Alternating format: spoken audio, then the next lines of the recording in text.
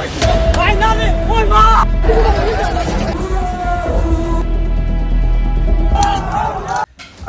दिसंबर 2025 इस तारीख को बांग्लादेश के इतिहास में ब्लैक थर्सडे के नाम से याद रखा जाएगा। सिर्फ 24 घंटों के अंदर अंदर पड़ोसी देश में 3 ऐसी घटनाएं हुई हैं जिन्होंने साबित कर दिया है कि वहां अब सरकार नहीं, भीड़ का राज है। पहली घटना, एक 32 साल के स्टूडेंट लीडर शरीफ उस्मान हादी की सिंगापुर में मौत होती है और उसका सीधा इल्जाम इंडिया पर लगा दिया जाता है। दूसरी घटना, ढाका के सबसे बड़े मीडिया हाउसेस प्रथम ओलो और द डेली स्टार को आग के हवाले कर दिया जाता है क्योंकि वो सेक्युलर खबरें दिखा रहे थे। और तीसरी सबसे खतरनाक, एक 25 साल के हिंदू फैक्ट्री वर्कर दीपू चंद्र दास को ब्लास्फेमी के झूठे आरोप में जिंदा जला दिया जाता है। लेकिन दोस्तों, ये वीडियो सिर्फ इन घटनाओं की रिपोर्ट नहीं है। आज हम उस बड़ी साजिश को डिकोड करेंगे जिसके तार ग्रेटर बांग्लादेश के उस नक्शे से जुड़े हैं जो अब खुलकर सामने आ गया है। क्या शेख हसीना को हटाना पहला स्टेप था? क्या असली मकसद इंडिया के नॉर्थ ईस्ट को डिस्टेबलाइजेशन करना है? और सबसे बड़ा सवाल है, ये मोदी सरकार इस पूरे मुद्दे पे खामोश क्यों है? Why is the world quiet? Are Hindus of Bangladesh becoming What steps is this government taking? स्वागत है दोस्तों मेरे चैनल पर। मेरा नाम है जैद और आज हम बांग्लादेश के साइलेंट पर्च की अच्छी तरह से डिकोड करेंगे। इस पूरी आग की शुरुआत होती है एक मौत से, शरीफ उस्मान हादी। यही नाम शायद आपने पहले कभी नहीं सुना होगा, लेकिन बांग्लादेश की सड़कों पर यही नाम गूंज रहा है। हादी कोई आम स्टूडेंट नहीं थे, वो इनकलाब मंचा के स्पोक्स पर्सन थे और अगस्त रेवोल्यूशन के फ्रंटलाइन फाइटर्स में से एक थे। 12 दिसंबर को ढाका में गोली चलाई गई उन पर, जिसकी वजह से उन्हें सिंगापुर एयरलिफ्ट किया गया। लेकिन 18 दिसंबर को उनकी मौत हो गई। लेकिन उनकी मौत से ज्यादा इंपॉर्टेंट है उनकी आइडियोलॉजी। मरने से पहले उन्होंने सोशल मीडिया पर एक ग्रेटर बांग्लादेश का मैप शेयर किया था। इस मैप में सिर्फ बांग्लादेश नहीं था, बल्कि इंडिया का वेस्ट बंगाल, असम और पूरा नॉर्थ ईस्ट बांग्लादेश का हिस्सा दिखाया गया था। हादी का मानना था कि 1947 में सिराजुद्दौला को जो लैंड खोया गया था उसे वापस लेना चाहिए। अब समझिए कनेक्शन। जैसे ही हादी की मौत हुई, नैरेटिव सेट कर दिया गया कि इंडिया ने अपने दुश्मन को मरवा दिया। कहा गया कि किलर्स बॉर्डर क्रॉस करके इंडिया भाग गए हैं। बिना किसी सबूत के, बिना किसी जांच के पूरा देश इंडिया के खिलाफ खड़ा हो गया। ये एक्चुअली गुस्सा नेचुरल नहीं था, ये एक मैन्युफैक्चर्ड गुस्सा था।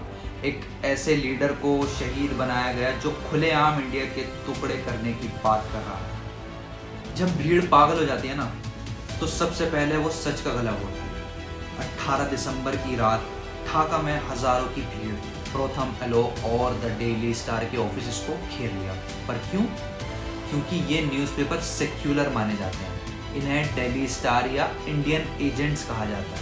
ये एक्चुअली इस्लामिक एक्सट्रीमिज्म के खिलाफ लिखते हैं।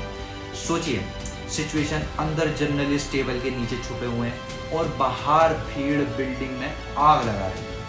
एडिटर नूरुल कबीर को सड़क पर पीटा गया और उन्हें इंडियन जासूस तक बोला गया। और सबसे डरावनी बात, पुलिस वहां थी लेकिन तमाशा देख रही थी। मोहम्मद यूनिस की इंटरिम गवर्नमेंट शायद ये सोचा कि अगर हम इन्हें भीड़ को रोकेंगे तो भीड़ हम पर हमला करेगी, इसलिए उन्होंने मीडिया की बलि चढ़ा दी। ये सिर्फ एक बिल्डिंग पर हमला नहीं था, ये एक्चुअली मैसेज है कि अगर तुम इंडिया के खिलाफ नहीं बोलोगे और तुम हिंदुओं के हक में लिखोगे या बोलोगे तो तुम्हारा अंजाम यही होगा।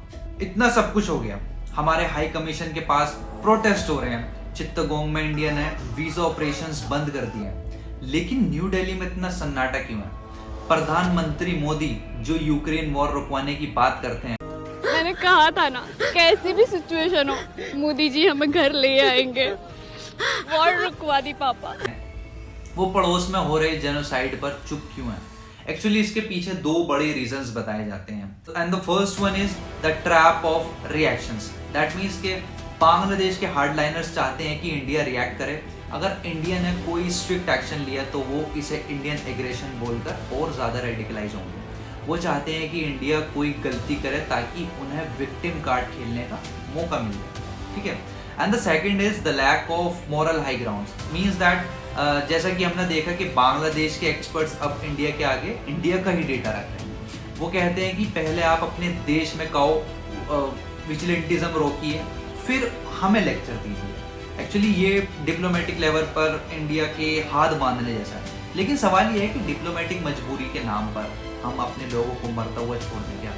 आज बांग्लादेश का हिंदू इंडिया की तरफ देख रहा है और उसे वहाँ से सिर्फ और सिर्फ एक शांति नजर आ रही है। ये वीडियो खत्म करते वक्त मैं आपको एक वार्निंग देना चाहता हूँ। पिक्चर अभी बाकी है मेरे दोस्त। पिक्चर अभी बाकी है मेरे दोस्तों।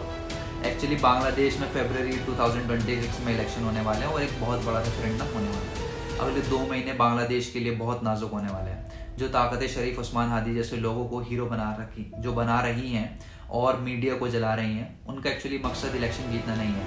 उनका मकसद है बांग्लादेश को एक थियोक्रेटिक स्टेट बनाना जहां डेमोक्रेसी की कोई जगह ना हो। और बांग्लादेश अगर फेल होता है तो सबसे बड़ा नुकसान इंडिया के नॉर्थ ईस्ट पर पड़ेगा। ग्रेटर बांग्लादेश का सपना भले ही आज मजाक लगे, लेकिन अगर वहाँ रेडिकल्स पावर में आ गए तो ये इंडिया के लिए 1971 से भी बड़ा सिक्योरिटी थ्रेट बन जाएगा। इसलिए जागिए और इस सिचुएशन को समझिए। ये सिर्फ पड़ोसी के घर में लगी आग नहीं है, ये आग हमारी दीवार तक पहुंच चुकी है। इस वीडियो को शेयर कीजिए ताकि सच्चाई सबको पहुंचे। मैं मिलूंगा आपसे अगली वीडियो में। जय हिंद।